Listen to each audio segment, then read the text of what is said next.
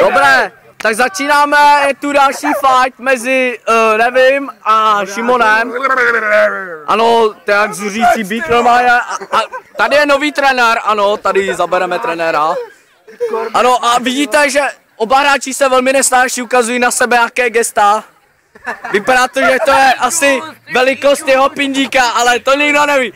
Takže, tak pojďte na sebe, fight. Na tento zápas se bohužel nikdo nedívá, nejsou žádné diváci. A kam utíkáš z toho boje? Tak já si naložím sám. Dobře, nalož si, to zabereme.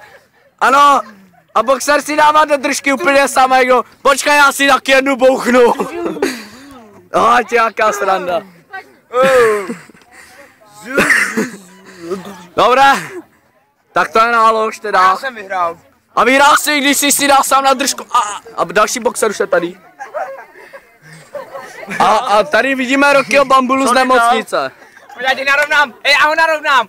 Ano. Operace. Rocky Bambula po operaci nosu. Je vidět, že ho máš ty červený. A dostal další úder. Vypadá, když je trošku nahulený Rocky Bambula. Ano, a dostává a... kámo! A po Cameronovi nejde boxer. Ty hajzle!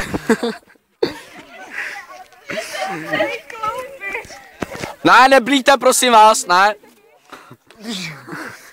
A boxuje svého trenéra proti sobě. A tu další fight, všechno se kryje.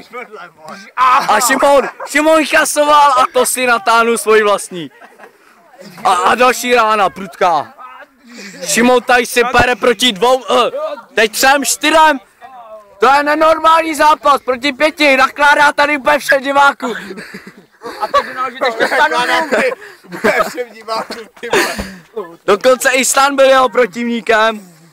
Dobrý, v tom nespíme, jen pokračuj. No v tom bydlí Rocky Bambula. A vidíš 4krát. Tak kladivo, vole.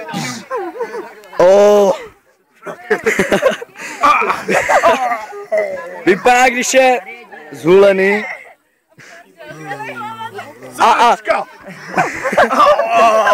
A to je... Žádná koule, bude velbloudí koule. Ty žádný nemáš, proto máš ty velbloudí. Jo, stehna, ty jsi úplně ono.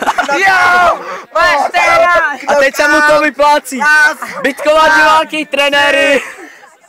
A vypadá to, že máme vítěze. A to jsou diváci.